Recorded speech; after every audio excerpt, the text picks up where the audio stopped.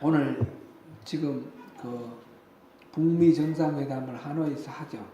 오늘은 뭐 만찬한다 그러고 내일은 회의를 한다고 그러는데, 아무튼 우리 민족의 운명에 또 중대한 기로가 될 수도 있는 그런 중요한 회의인데, 좋은 결과가 나오고 이 땅에 전쟁의 어떤 위험이라든지 핵무기의 위험이라든지 이런 게 다 해소되면 좋겠다, 그런 생각입니다. 우리 함께 조국을 위해서 기도해 주시길 바랍니다. 오늘 이 본문은 우리가 이제 하나님이 일하시는 방식을 좀 알아보고 우리가 어떻게 그것에 반응하면서 순종하면서 살아갈 것인가, 그것을 한번 살펴보려고 합니다. 근데 이제까지 우리가 하나님 일하시는 사역들과 여러 가지 방식, 우리를 부르시는 이유, 이런 것들을 다 우리가 살펴봤는데, 오늘 우리의 실질적인 어떤 순종이 어떤 의미를 갖는지 그것을 한번 보겠습니다.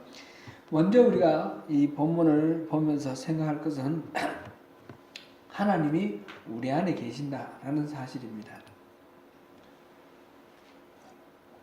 하나님이 저와 여러분 안에 계십니다. 그렇습니까? 아멘. 예. 우리 모두 안에 하나님이 계시는 거 우리 믿죠? 하나님이 우리 안에 계신다는 사실에 대해서 우리 잠깐 한번 생각해 보면 좋겠습니다. 우리는 생활 환경이 좀 옛날에 비하면, 우리 어릴 때 비하면 많이 좋아졌는데, 깨끗하고 많이 정결하고 좋죠.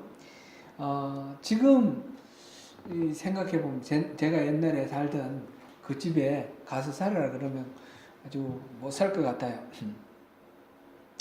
그때는 좁고 방도 그렇게 한옥 이 농촌 지역에 있는 집들이 작았어요. 작아서 집 방도 좁고 그리고 지저분하고 막 그랬어요. 제가 철 들기 전에 그럴 때 기억해 보면 방바닥도 이 장판이 없어가지고 나중에는 비료포대 나온 거 비료포대를 발랐는데, 비료포대 바르기 전에는 채석자리를 깔았어요. 우리 동네가 더 가난해서, 우리 집이 더 가난해서 그런지 모르겠는데 채석자리를 깔았는데, 이제 뭐 저도 애기 시절을 거쳤고 우리 조카들이 보면 그게 이제 뭐 똥 살 수도 있잖아요. 그러면 이제 막 쇠 끼고 이런 정도로 아주 청결함을 유지하기가 어려운 그런 환경이었어요. 흙이 또 이렇게 올라오고 막 그런데 제가 이제 한 뭐 5살, 6살, 7살 학교 들어가기 전쯤에 아마 이걸 바른 것 같아요. 비료포대로 바르고 그 다음부터는 훨씬 나아진 것 같아요. 그리고 기름으로 이렇게 들기름 해가지고 이렇게 광을 내고 이랬던 기억이 납니다. 이렇게 좁고 지저분한 곳에 우리가 들어가라 그러면 우리 싫지요. 만약 우리가 여기 뒤에 가면 쓰레기통 큼지막한 게 하나 있습니다. 그거 우리가 충분히 들어가도 좋습니다. 그만한 여유가 있어야 들어가서 그 안에 들어가서 앉아 있으라 그러면 좋겠습니까? 그렇게 들어갈 사람은 아무도 없겠죠. 비좁은 장소, 하수구에 들어가라면 뭐 어떻겠습니까? 그냥 그게 꼭 죽을 일이라면, 그렇지 않으면 죽는다 그러면 뭐 어디라도 가겠지만, 그렇지 않으면 우리 가지 않을 것입니다. 제가 어떤 게 비좁고 불쾌하고 싫은 건가, 그런 예를 한번 생각해 보려고 생각해 보니까, 우리 고등학교 다닐 때, 중학교 때는 제가 시골에서 자전거 타고 다녔고, 고등학교는 도시로 가서 시내버스를 타고 학교를 다녔는데, 그게 생각나더라고요. 시내버스를 옛날에는 요즘은 없지만 안내양이 있었잖아요. 근데 그 시간에 그 차를 놓치면 지각하기 때문에 학생이나 직장인이나 억지로 그 차를 타려고 합니다. 타려고 하는데 안에도 꽉 차 있는데 이 문에 매달리면 그 안내양이 양쪽 이렇게 잡고 오라 하고 이제 가면 이 운전수가 한 번 이렇게 싹 돌죠. 버스 요즘 운전하면서 그때도 생각이 드러납니다. 한번 싹 커브를 털면 길 안에 들어갈 때 이렇게 싹 이렇게 털면서 바로 이렇게 가도록 하면 그 사이에 사람들이 확 몰려가지고 얼른 그때 문 탁 닫고 이렇게 하던 게 기억이 납니다.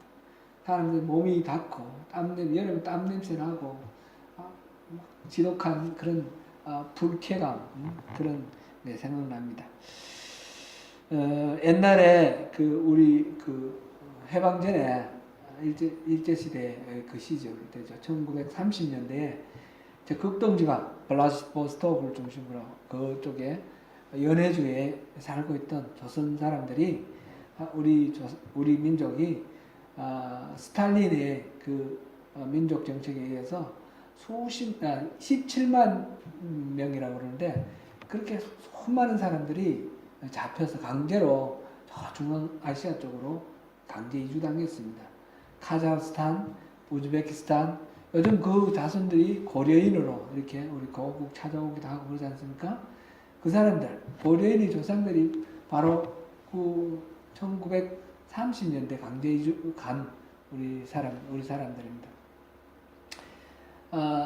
그때 열차를 타고 한 달 넘어 이렇게 강제 이송되는 과정 속에서 너무너무 사람들이 이렇게 넓게 이렇게 침대 칸에 태워주는 게 아니라 짐 칸에 꽉꽉 끼워가지고 집어넣어가지고 제대로 눕지도 못하고 그러면서 이제 용변 보는 공간도 없는 그 상태에서 그냥 끼워가지고 가면서 냄새가 나고 오물 범벅돼가지고 그렇게 갔어요.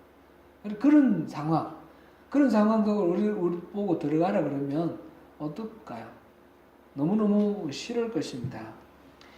하나님이 우리 안에 들어오셨다는 것을 한번 상상해 보십시오. 하나님은 어떤 분이십니까? 이 우주 만물을 만드신 분입니다. 그 위대하시고 거룩하신 분이 그 정결하시고 숭고하신 분이 우리 안에 들어왔다고요.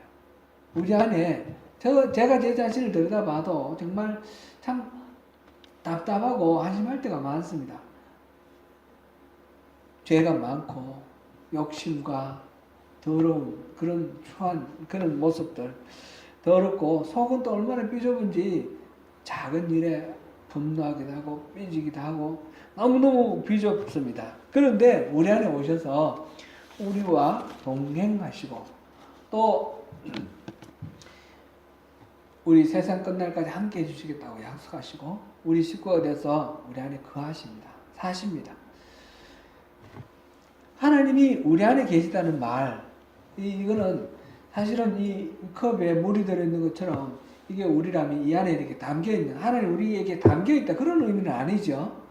우리 비좁은 우리 안에 더럽고 추한 우리 안에 들어오셨다 이 말이 어디에 신체 일부에 어디 잠겨있다 이런 말씀 담겨있다는 말씀이 아니고 우리의 육체와 우리의 영혼 이것 안에 예수님이 오셔서 하나님이 오셔서 이게 하나가 되어 있다는 거죠. 하나의 혼연일체가 되어 있다. 우리 안에 우리 인격으로 하나님의 인격이 덧입혀져 있는 그런 상태입니다. 이건 구분되는 게 아니고 섞여 있는 하나가 되어 있는 그런 상태로 우리 안에 들어오셨다는 거죠. 전에 어떤 목사님이 설교를 하셨는데 그 설교를 어느 분이 하셨는지는 잘 기억이 안 나고 그 내용은 아주 강렬해서 이렇게 기억이 납니다. 자세한 건 그 설교 하신 분의 그 취지만 제가 기억이 나는 거죠. 제가 한번 그 내용을 좀 한번 전해드리겠습니다.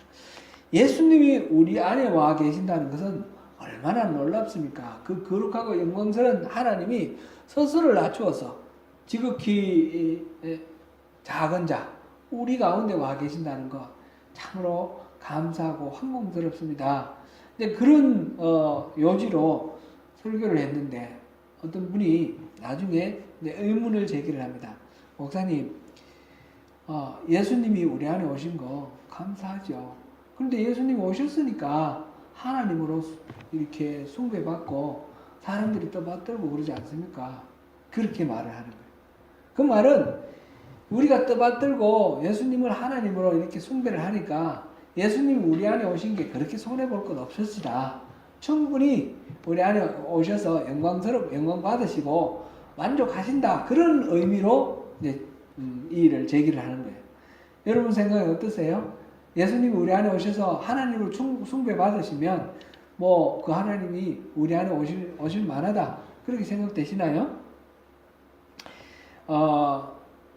얼마 전에 보니까 우리 집에 먹다 남은 음식 튀기가 있었는데 그걸 비닐봉지에 넣었어요.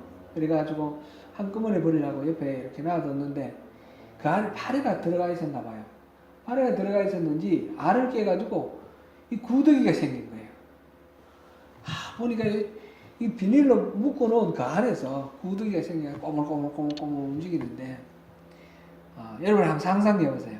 만약 우리가 구더기가 돼서 그 안에 들어갈 때 우리를 하나님이라고 숭배해 준다면 막 우리를 높이고 떠받든다면 그래서 좋은 거 다 우리한테 갖다 바친다면 그러면 여러분 구더기가 될 용의가 있습니까? 그 구더기의 존경을 받고 숭배를 받기 위해서 그 구더기가 될 용의가 있습니까?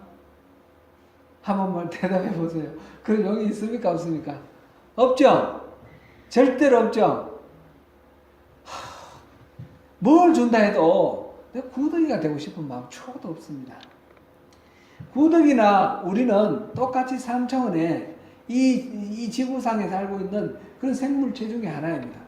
구더기가 더러우면 얼마나 더럽고 추하면 얼마나 추합니까? 우리하고 비교했을 때 큰 차이가 안 납니다.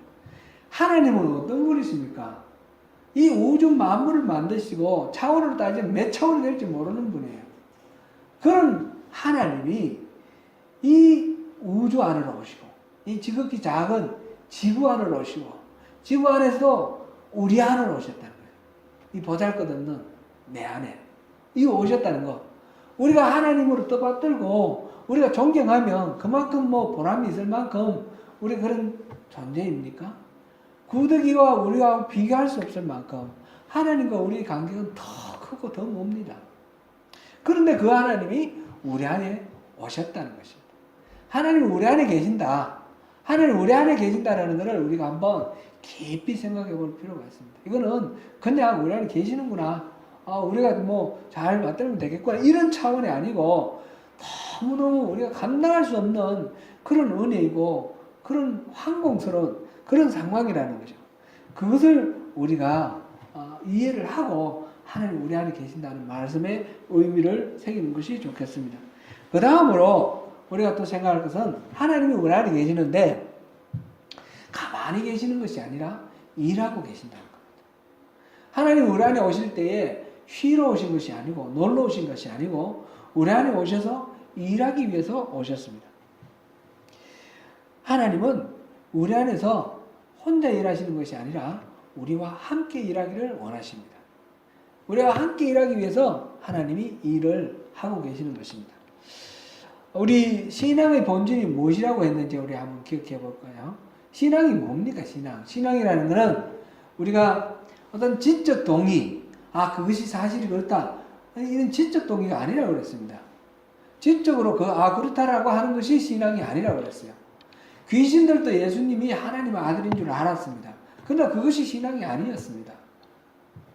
그런 사례들은 수도 없이 많습니다. 그렇죠? 지적으로 동의하는 것이 아니고 자기 확신, 강한 자기 확신, 믿습니다. 자기 믿는 대로 된다. 이런 것이 아닙니다. 이 신앙이라는 건 뭡니까? 하나님과 우리와의 관계입니다. 신앙의 본질을 두 가지로 제가 말씀을 드렸는데 하나는 하나님과 우리와의 친밀한 관계, 두 번째는 하나님의 동력자됨, 그렇게 말씀을 드렸습니다.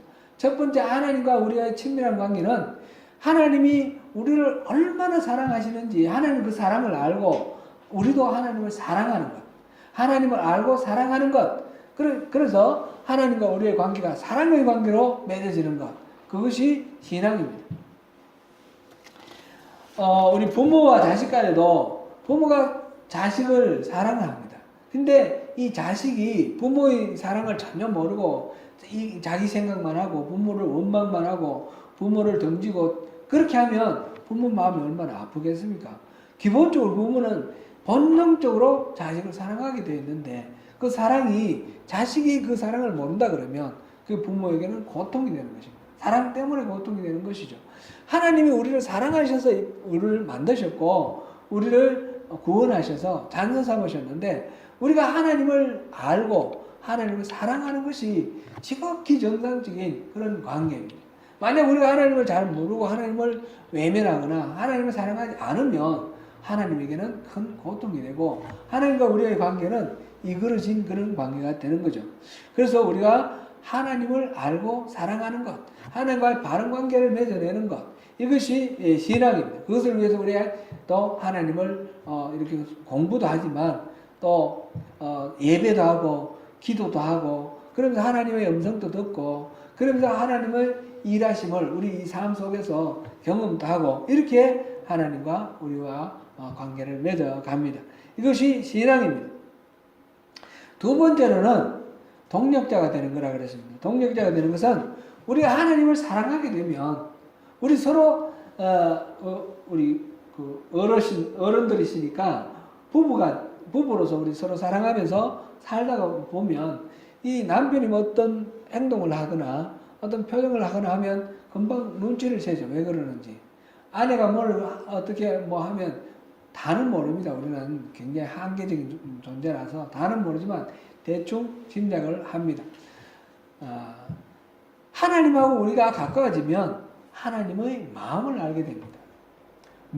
하나님 뭘 기뻐하시는지, 뭘 싫어하시는지, 하나님과의 친밀한 사랑의 관계에 들어가면 하나님의 뜻을 분별하는 거죠. 우리가 주기도문에서 우리 기도하기를 하나님의 뜻이 이 땅에 이루어지기를 원합니다. 이렇게 기도했지 않습니까? 하나님의 뜻을 우리가 알기를 원하고 하나님이 기뻐하시기를 원하는 것입니다.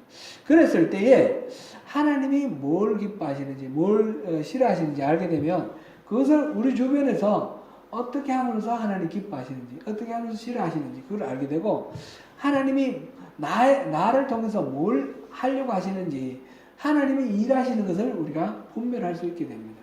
그래서 그 하나님이 일하시는데 우리가 동참하는 것. 그래서 나를 통해서 하나님의 그 바라심이 이루어지도록 하는 것. 이것이 바로 동력자의 삶이죠. 친밀한 사랑의 관계 속에서 하나님의 뜻을 알고 하나님의 뜻을 위해서 우리가 손발이 되는 것. 이것이 동력자의 삶. 친밀한 관계, 동력의 삶. 이것이 바로 신앙이다. 신앙의 본질이다. 그래서 우리 인생을, 우리 삶 전체를 하나님을 믿고 신뢰하며 그게 바치는 것입니다. 그렇게 우리가 신앙이 무엇이다 할 때 그렇게 말할 수 있습니다. 신앙 생활은 그렇게 사랑의 표현인 것입니다. 근데 우리가 신앙생활을 하면서 교회에서 신앙생활을 하는 것이 때로는 굉장히 힘들게 여겨지고 어렵게 여겨질 때가 있습니다. 그것은 우리가 이제 그 사랑의 표현을 하지 않고 일로 하기 때문에 그렇습니다. 지금 두 가지를 신앙의 본질을 사랑의 관계와 동력자 그런데 이거는 하나의 관계고 이거는 일이거든요. 관계와 일에서 이 관계가 안 된 상태에서 일을 하게 되면 우리는 지치고 번아웃 되게 됩니다. 그래서 관계가 항상 우선입니다. 관계가 잘 돼 있으면 저절로 그것이 일로 이렇게 나오도록 그렇게 하는 것. 교회에서 무슨 일을 맡더라도 그것이 하나님 주신 사랑에 대한 나의 반응으로서 나의 사랑의 표현으로서 그런 일을 맡고 할 수 있는 그런 것이 되어야 됩니다. 그렇지 않으면 그것이 일하는 것 자체가 짐이 되고 고통이 될 것입니다. 우리 안에 계신 하나님은 늘 일을 하시는데 그런데 우리와 함께 그 일을 하기를 원하신다 하는 것을 우리 앞에서 말씀드렸습니다. 우리가 오해하면 안 될 것은 하나님이 어떤 일을 하실 때 하나님 뜻이 이 땅에 이루어지기를 원하는데 하나님 혼자서는 할 수가 없어서 우리의 손과 발을 동원해서 우리가 반드시 도와드려야만 하나님 그 일을 하시느냐? 절대 그거는 아니라는 겁니다. 하나님은 우리의 도움하고 상관없이 무슨 일이든지 다 할 수 있습니다. 인간하고 상관없이 하나님은 모든 일을 이루실 수 있고 하나님은 스스로 영광 받으시기에 충분하십니다. 하나님은 완전하신 분이고 하나님은 자존하시는 분입니다. 욥기 22장 2절 3절을 우리 잠깐 한번 찾아보겠습니다. 욥기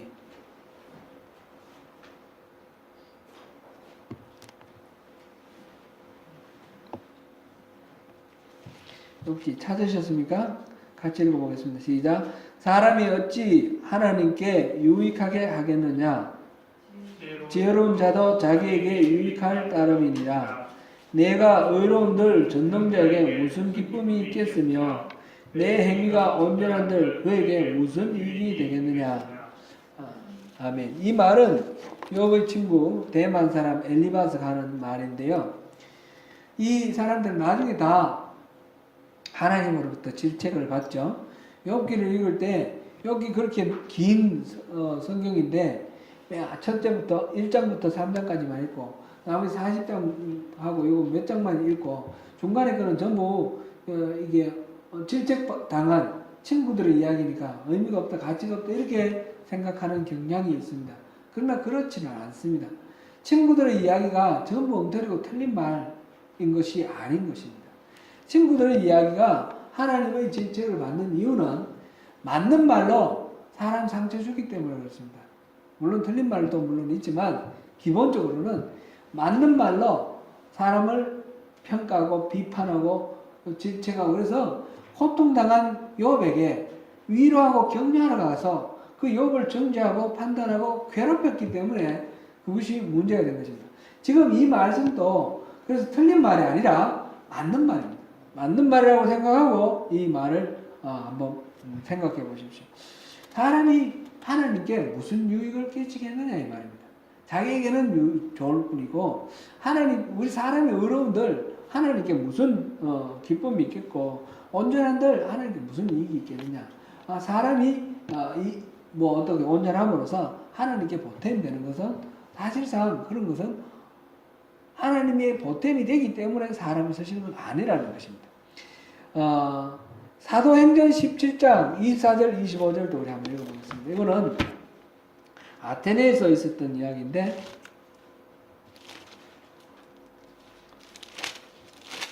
사도행전 17장 24절 25절 읽어보겠습니다.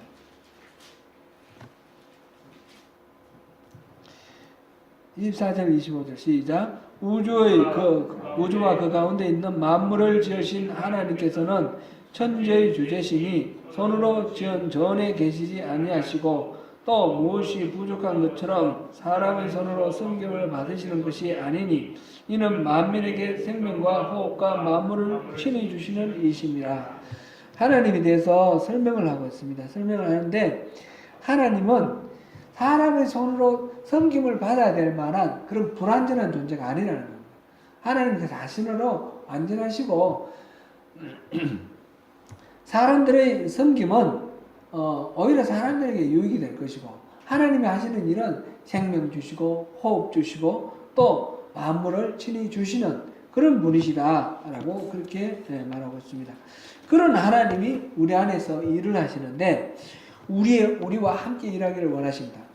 그런데 한번 생각해 보십시오. 하나님 혼자 하실 수 있는데 왜 우리와 함께 일하기를 원하십니까? 하나님은 원래 일을 하실 때 사람의 순종을 통해서 일하십니다. 기본적으로 그거는 성경 전체를 통해서 우리가 모든 게 다 하나님이 그렇게 일하신다라는 것을 우리가 알 수가 있습니다. 한두 가지만 몇 가지만 서너 가지만 한번 생각해 보세요. 모세가 이스라엘 백성들을 이끌고 그 이집트에서 탈출해서 나왔습니다. 출애굽할 때에 홍해 앞에서 모세가 지팡이를 들고 팔을 내밀었을 때 홍해가 갈라졌습니다. 홍해를 가른 것은 누구입니까? 하나님이 가르셨죠. 모세가 팔을 내밀었을 때, 지팡이를 들고 팔을 내밀었을 때, 지팡이를 든 이 팔에 어떤 신통한 능력이 있어서 바다가 갈라진 것이 절대 아닙니다. 100% 하나님이 그냥 갈라주신 것입니다. 그렇죠? 그런데 모세에게 이 지팡이를 들고 팔을 내밀으라 말씀하셨고 모세가 순종을 했을 때 그 일이 일어났습니다. 엘리야가 기도를 하니까 3년 반 동안 비 오지 않던 그 땅에 비가 내렸습니다. 비를 내리게 한 것은 하나님이십니까? 아니면 엘리야입니까? 엘리야의 기도가 너무 기도발이 세가지고 신통력이 있어가지고 기도하니까 그냥 구름이 생기고 비가 내리느냐? 그게 아닙니다. 하나님이 비를 내려주셨습니다. 그런데 비를 내리시기 위해서 엘리야에게 네가 가서 기도하라 이런 말씀하신 거예요. 그리고 엘리야가 가서 순종을 했습니다. 사도행전 10장에 이건 구약만 있는 것이 아니라 신약과 마찬가지인데 사도행전 10장에 보면 고넬료라는 사람이 이탈리아 백부장 고넬료라는 사람이 베드로를 만나서 복음을 듣고 그 다음에 회심하는 그런 장면이 나옵니다. 근데 이 고넬료에게 환상 가운데 하나님의 천사가 나타나가지고 그 가이사랴 살고 있는 고넬료에게 요빠에 가서 그 베드로라는 사람을 불러다가 복음을 들으라 그랬습니다. 왜? 이 천사가 직접 말할 수 없습니까? 하나님이 직접 그 고넬료에게 누구신지 스스로 드러내 보이실 수 없습니까? 충분히 하실 수 있습니다. 그런데 베드로를 불러서 베드로가 말하는 그 복음 전하는 베드로를 통해서 하나님을 배우고 알고 하나님을 영접하도록 그렇게 하나님이 일을 하시는 것입니다. 하나님은 혼자 직접 하실 수 있는 일임에도 불구하고 또 사람을 불러서 사람을 통해서 사람이 순종할 때 그 순종을 통해서 일하기를 원하십니다. 그것이 하나님의 일하시는 방식입니다. 우리 안에 계신 하나님도 혼자 하실 수 있는 일을 우리와 함께 하기를 기뻐하십니다. 그것이 하나님의 방식이고 그것이 우리의 신앙입니다. 신앙이 바로 친밀한 관계와 동력자의 삶이라고 그러는데 우리 안에 오셨을 때 우리가 동력자의 삶을 살기를 원하시는 것입니다. 하나님이 일하실 때 사람의 순종을 요청하시는 이유는 기본적으로 하나님이 직접 일하시는 그것이 편하고 그것이 훨씬 파워풀함에도 불구하고 사람이 함께 할 때에 사람에게 주어지는 베네피트가 있기 때문에 그렇습니다. 한마디로 말하자면 순종하여 동력자로 사는 그 사람에게 상을 주고 싶어서 상 주시려고 사람을 부르시는 것입니다. 고린도전서 3장 6절에서 9절까지를 한번 보겠습니다. 고린도전서 3장 6절부터 9절까지 읽어보겠습니다. 시작. 나는 심었고 아볼로는 물을 주었으되 오직 하나님께서 자라나게 하셨나니 그런즉 심는 이나 물 주는 이는 아무것도 아니로되 오직 자라게 하시는 이는 하나님 뿐이니라. 심는 이와 물 주는 이는 한 가지이나 각각 자기의 일한 대로 자기의 상을 받으리라. 아멘. 지금 아볼로와 바울이 지금 이제 복음을 전해서 사람들이 예수를 영접하고 교회를 이루어가는 그 모습을 씨를 심고 물 주고 키워서 싹이 자라는 것을 비유로 이렇게 말하고 있습니다.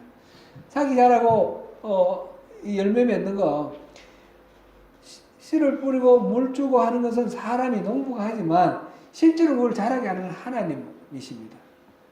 생명을 움직이게 하는 생명답게 살게 하시는 것은 바로 하나님이십니다.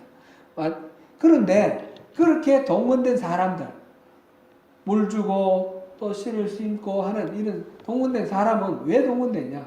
하나님이 상 주시려고 그 사람을 동원을 하시는 것입니다.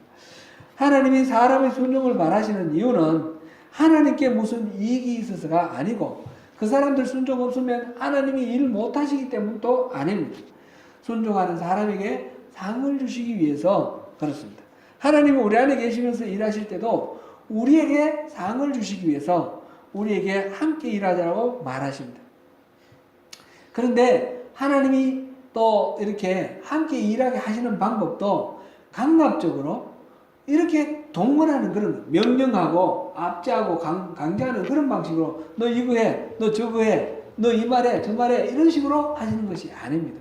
하나님은 반드시 우리가 자발적으로 기쁨으로 동참하도록 하십니다. 하나님이 능력 있고 하나님 우리를 아무렇게나 다 하실 수 있음에도 불구하고 하나님은 참으십니다. 오래 참으십니다. 에덴 동산에서 선악을 알게 하는 나무의 실과를 만드시고 그것을 먹지 말라 하셨습니다. 하나님이 아예 그 실과를 없애버리든지 예를 들어서 아담이 그 근처 가면 무슨 가시가 돋아나서 못 가게 하든지 하나님 그렇게 하실 뭐 어떤 능력이 없으실까요? 분명히 능력이 있지만 그런 걸 원하시는 것이 아니라 우리가 자발적으로 우리가 자유의지를 가지고 그렇게 하나님께 순종하기를 원하시는 것입니다. 하나님은 우리를 로봇이나 또는 기계로 만드신 것이 아니고 또 종으로 부리려고 억압하려고 우리를 만드신 것이 아닙니다. 단대로 삼으시고 우리에게 복 주시려고 우리를 만드셨고 우리를 구원하셨습니다. 그래서 하나님이 우리에게 일을 하실 때는 우리가 기쁨을 하기를 원하십니다. 앞서서 우리가 신앙의 본질을 말씀드리면서 이 사랑의 관계 속에서 그 다음에 동력자 되기를 원하신다 그러는데 이 우선순위가 바뀌면 안 된다 말씀드렸습니다. 관계가 우선이고 이 동력자 되는 삶은 반드시 뒤따라가야 됩니다. 둘은 하나이지만 반드시 뒤를 따라가야 됩니다. 제가 예전에 어떤 분한테 들었던 이야기가 마음에 많이 이렇게 아직도 기억이 나면서 마음이 무거운데 어떤 권사님이 계셨는데 그분하고 대화 나누는 중에 그러시더라고요. 정말 신앙생활하기가 힘들다고. 나 교회 왜 나왔는지 괜히 교회 나와가지고 예수를 믿어가지고 너무 힘들다고 그런 말씀하셔요. 왜 그렇게 힘드십니까? 우리가 주님이 우리에게 은혜 주시는데 그 은혜대로 우리 신앙생활 하면 되지 않겠습니까? 그랬더니 나이는 많아가지고 사람들이 다 어른이라고 생각하고 대접을 하는데 사람들 그 젊은 사람들 앞에 내가 아무렇게나 행동할 수도 없고 뭐 교회 안 나오고 싶어도 안 나올 수도 없고 또 뭐 일을 안 하고 싶어도 안 할 수도 없고 그러니까 그 사람들 봐서 이렇게 일을 하는데 다 힘들다는 거예요.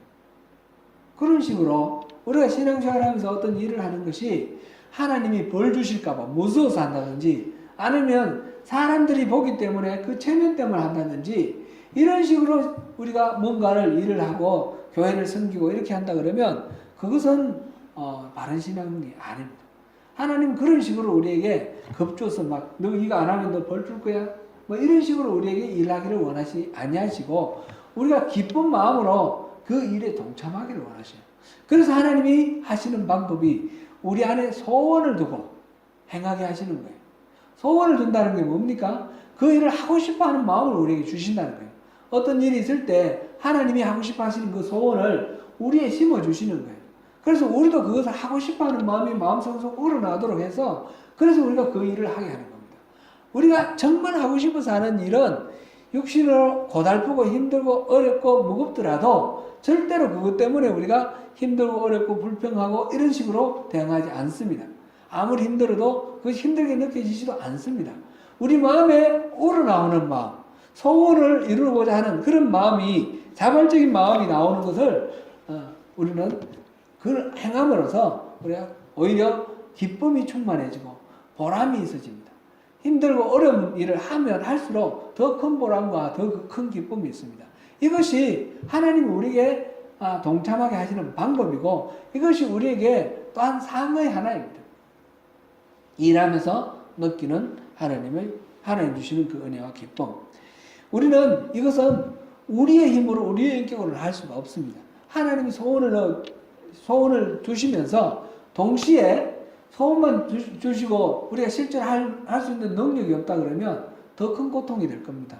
그건 닭 쫓던 개가 이렇게 바라보고 있는 것처럼 우리가 뭔가 하고 싶은 건 간절한데 내가 전혀 할 수가 없다 그러면 그것 또한 고통이 되죠. 하나님은 소원을 주시면서 우리에게 할 수 있는 힘도 주신다는 겁니다. 지혜와 능력과 이 하나님의 은혜를 주셔서 그것을 할 수 있도록 해주시는 것입니다. 그 힘은 하나님의 성령의 은사도 있겠고 또 하나님 부어주시는 그 사랑, 하나님 주시는 그 은혜 그것이 우리에게 찰 때 우리에게 그 사랑이 흘러넘치고 은혜가 흘러넘쳐서 그 일을 할 수 있게 됩니다. 우리가 그렇죠? 우리가 정말 우리 마음속에서 우러나오는 그런 일은 우리 자유의지를 가지고 기쁨으로 순종할 때 우리도 가장 기쁘고 하나님도 가장 기쁘신 그런 일이 됩니다. 그러면서 하나님의 동력자가 됩니다. 하나님이 우리에게 주시는 마음, 그 소원을 우리가 예민하게 분별하는 것이 중요합니다. 하나님과의 친밀한 관계를 이룰 때에 하나님을 알게 되고 하나님 사랑할 때에 그 하나님의 뜻을 알고 하나님의 마음을 알게 됩니다. 그랬을 때 하나님이 하시고 싶어 하시는 그 소원이 우리 안에 소원으로 들어오게 됩니다. 그럴 때 예민하게 이걸 분별하고 우리가 순종하고 나가는 것이 우리가 그것이 신앙생활에 절대적으로 중요합니다. 만약 그런 소원이 깨달아지지 않는다면 우리는 기도해야 됩니다. 하나님, 주님의 마음을 알기를 원합니다. 주님 마음을 제게 부어주십시오.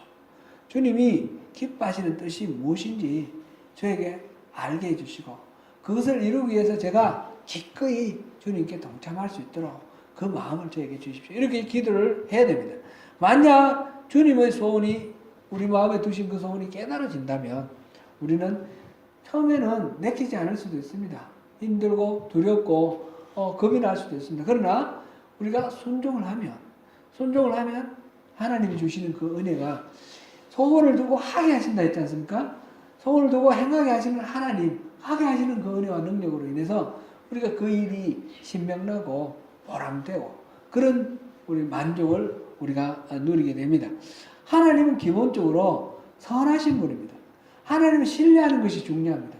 내가 이 일을 했는데 하나님이 성경에는 그랬고 또 오늘 설교 들으니까 하나님은 우리에게 상 주시길 원하신다 했는데 이거 아무 의미 없이 그냥 끝나버리면 어떡하지? 그런 식으로 생각하실 이유가 없습니다. 하나님의 본질이 그런 분이 아니기 때문입니다. 하나님 선하시고 신실하신 분입니다. 우리에게 좋은 것을 주시기를 기뻐하십니다. 우리를 부려먹고 억압하고 우리를 힘들게 하고 기뻐하시는 분이 절대 아닙니다. 하나님이 주시는 마음은 선한 것이라는 것을 절대적으로 신뢰하면서 순종할 때에 주님이 예배하신 것이 우리의 복이 됩니다. 사랑하는 성도 여러분, 우리 안에 계셔서 일하시는 하나님을 느끼고 깨달으시길 바랍니다. 하나님을 더욱 깊이 알고 하나님 사랑을 누리는 가운데 주님을 더욱 사랑하는 친밀한 하나님의 자녀가 되시길 바랍니다. 그 하나님이 우리에게 소원을 두시고 행하게 하시는 일을 예민하게 분별하시고 하나님의 소원을 풀어드리기 위해 기꺼이 나서서 하나님의 동력자가 되시기를 바랍니다. 신앙생활은 결국 하나님과의 친밀한 관계입니다. 그 관계 안에서 동력하는 것입니다. 우리 안에서 행하시되 소원을 두고 행하게 하시는 하나님의 그 은혜를 순종을 통해서 다 누리시는 저와 여러분이 되시기를 축원합니다. 기도하겠습니다.